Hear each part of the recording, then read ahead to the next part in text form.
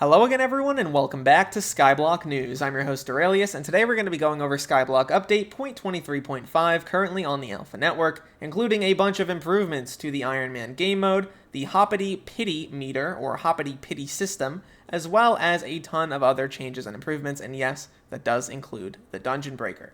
Before we begin though, I just want to say please make sure to like and subscribe down below as it really helps out a lot. Thank you so much. We have in fact hit 80k. Make sure to use code RAIL on the Hypixel store for 5% off your order. And without any further ado, let's get into it. Alrighty, so here we are on the forums. We're going to be going over a lot of stuff here, mostly because a lot of this information is relatively technical. There's not a ton to go over in the game right now. Many of these things are just kind of changes and number changes and things like that. So let's get into it.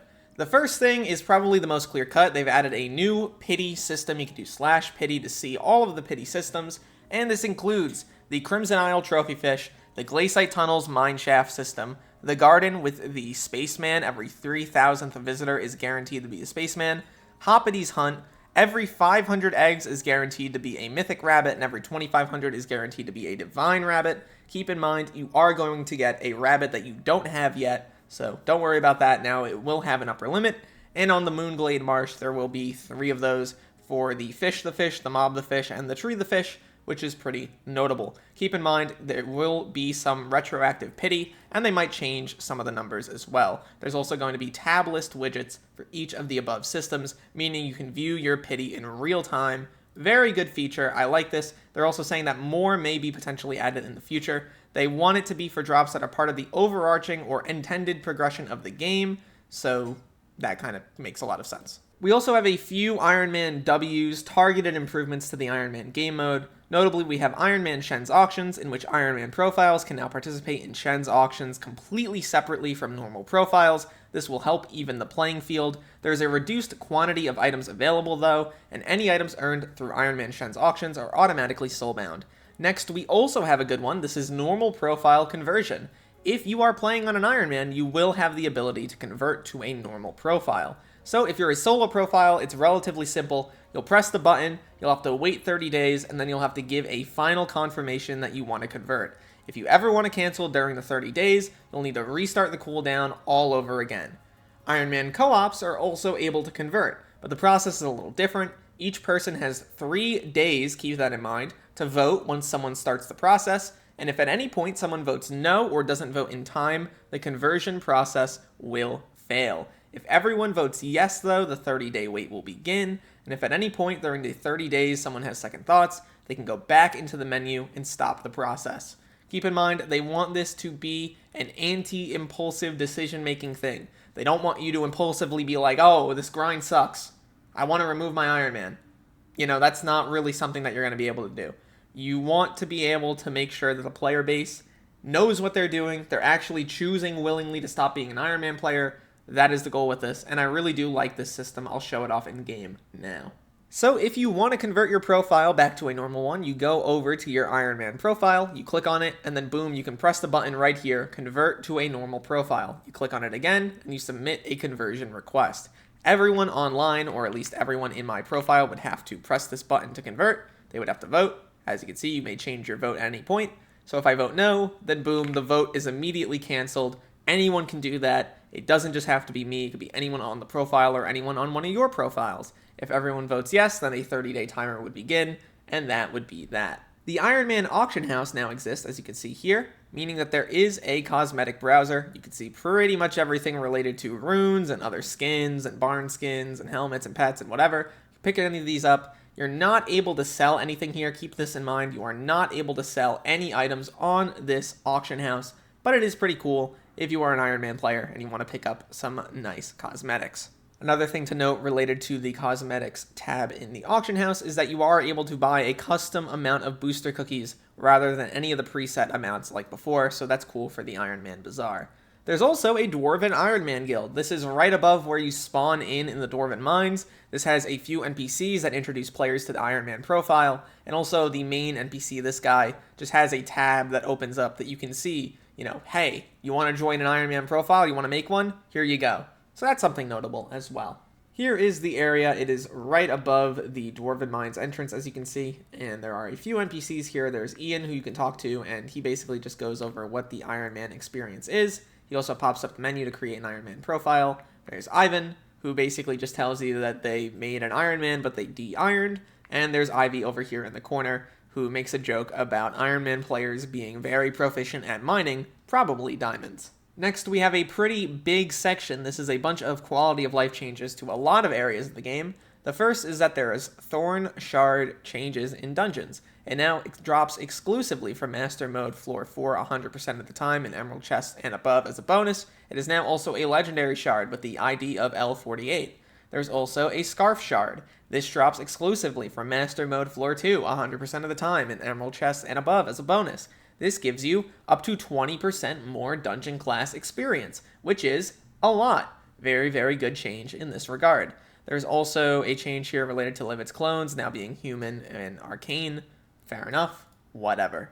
Next up, we have farming changes. They have doubled the pest damage buff provided by the Praying Mantis Shard. Field mice are now elusive mobs. They replaced the Mosquito Pet's Fool Me Once perk with a new one. This perk is called Bloodsucker's Betrayal, and it makes it so that pest traps work up to 20% faster. Also, if you participated in multiple farming contests, you'll now receive the best metal out of the crops that you farmed. Previously, it was kind of just whatever. Like if you farmed a million, melon, and 1.5 million wheat, and for some reason the contest was weird and you got a lower one from the wheat, like a lower tier of the thing, then you would get the lower tier. This is a little bit different now, and it should be better. Next up, in terms of fishing changes, we have Bobbin Time. It got a small change that is pretty good. The max player amount has been lowered to 5, and the stats were doubled per player. This isn't really that big of a deal in terms of the stats you get, but it is effectively a buff because you'll have to have less people around you. The Ember Armor's Netherlord ability is now disabled near fishing hotspots, which is notable. They also added Raw Cod to the Fishing Merchant, which is a pretty good change. They've also adjusted the Totem of Corruption to now count as a deployable and only corrupt sea creatures that you spawn. Very, very interesting there. Next, in terms of foraging, there isn't a ton here. They've added a bunch of stuff to both the foraging sack and the bazaar, so that should be pretty nice. Notably, your Starland Prizes, your bamboo, your sturdy bones, your stretching sticks have all been added to the foraging sack, meaning you will probably have a less full inventory. Shellwise, pandas, and joy dives also now respawn faster. Very, very good change. The Mythic Armadillo has been added, which is an upgrade from using a Frozen Skewt, which is a rare drop from Vanguard Corpses. Its new perk is Well Worked, meaning that you get 10% less energy charge when tunneling, which is pretty nice. They also have 400 energy, which is great. Another pretty solid change here is that the Travel Scroll to the Crystal Nucleus no longer has an MVP Plus requirement. There's a bunch of Mithril powder buffs. Pretty much every single event has been buffed significantly. Also, all Dwarven Mines commissions now give 500 Mithril powder, Crystal Hollows now give 1k gemstone, and Glaciate Tunnels now give 1500. And if you are Heart of the Mountain 10, you get double the amount of powder from every single one of those. Also, there's been a bunch of buffs to pretty much every single other thing in the game, as you can see in terms of Mithril Powder. Even the Powder Pumpkin effect is now plus 15%, and also the Dwarven Treasure Reforge bonus is plus 15%, meaning it is now even better. Glaciate Mineshafts now spawn with at least 10 mobs. Peridot Mineshafts are bad no longer. Amber, Jade, Ruby, Amethyst, and Sapphire now give 8 out of 2000 towards Mineshaft Pay from 4, and Aquamarine, Onyx, Peridot, and Citrine now give 10 out of 2000 instead of 4, which is pretty great. They've also sped up King Yolkar's yapping after you finish the Crystal Nucleus quest for the first time. Pretty cool. They've also doubled the quantities of Artifacts of Control, Pandora's Boxes, and Shen's Regalia at the Shen's auction. Infinite Quiver is no longer disabled when you're sneaking. Rusty got around to organizing his shop menu into different categories. You can no longer hunt axe a mob that another player spawned. That's pretty interesting. On a mayor's 3rd, 5th, and 7th appearance, they are now guaranteed to get their 2nd, 3rd, and 4th perk respectively. They have a 50% chance on their 2nd, 4th, and 6th appearance to get that perk early. They reduce the minimum weight needed to get a skeleton to fish from 1,000-pound loudmouth bass to down to 50. Oops the Fish, Spook the Fish, and Chill the Fish can now be auctioned as well. There's also a bunch of other changes. As you can see, it's a pretty packed day. The Scorpion Bow got changed. It is now the Spider Short Bow. It's also way cheaper to craft. It deals double damage to the Tarantula Broodfather egg sacs, and it is now a short bow. It also has reduced stats to compensate. The Mosquito Bow now deals triple damage to the Tarantula Broodfather's egg sacs, and they have made some changes here to the egg sacs, meaning you are really incentivized to bring the Mosquito Bow with you if you are going to do tier 5s, because obviously the triple damage here is going to be very good on these new 15 health 4 egg sacs. There are also a bunch of other changes to the boss here, but nothing too crazy, as you can see.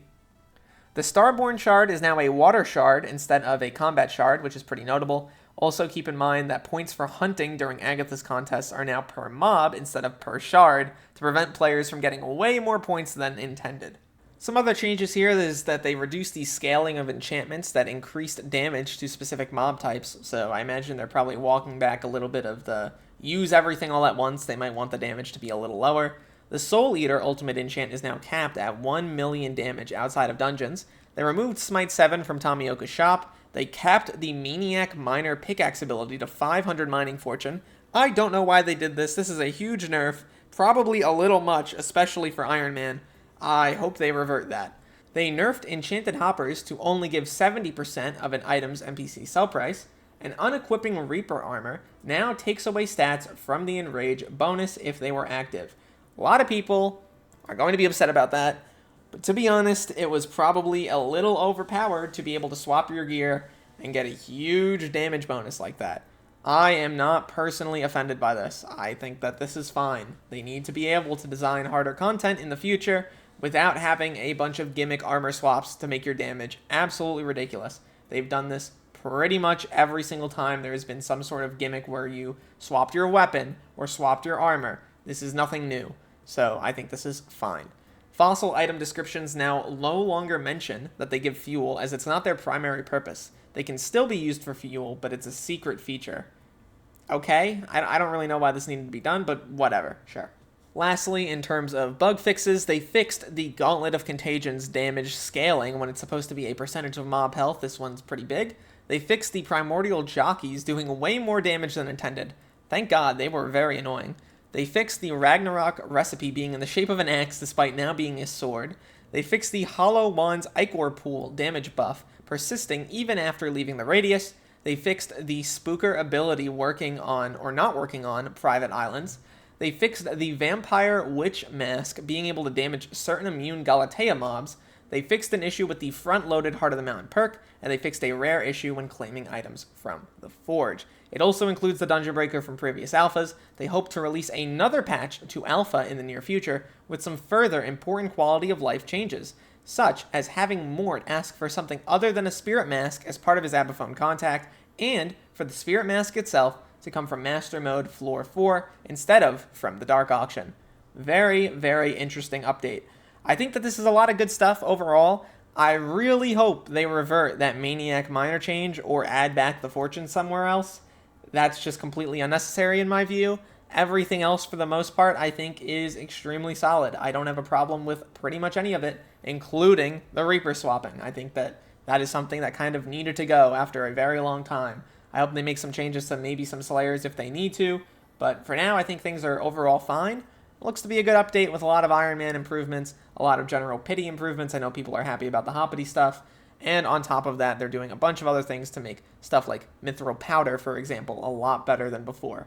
Also, the Shen stuff is really solid as well. Overall, I think this update is generally positive and moves the game in a solid direction, although I do hope in the near future we hear some updates about content releases. I think that the Reaper change is overall a good thing. Metas do in fact have to change, and it was really strong. I used it a lot on Blaze back in the day, and it was absolutely ridiculous. You're able to get a crazy amount of damage. A lot of people use it to skip bosses, skip phases, etc. It was a little bit much. It probably needed to go, the same way that they've been patching out things like sword swapping for years now. I don't mind that. What I do mind, though, is the Maniac Miner thing. That's a huge nerf to Iron Man money. I don't know why they did that. It's completely illogical. At the very least, they need to do something to try to give players those numbers back in other areas if they want to, but man, is it going to be a little bit painful if they move with these changes. Would love to hear what you think about the rest of the stuff in this update. It's a pretty large one overall, and I'm pretty happy with a lot of what we got. Would love to hear what you think once again, and look to the future, fellas. I'll see you then.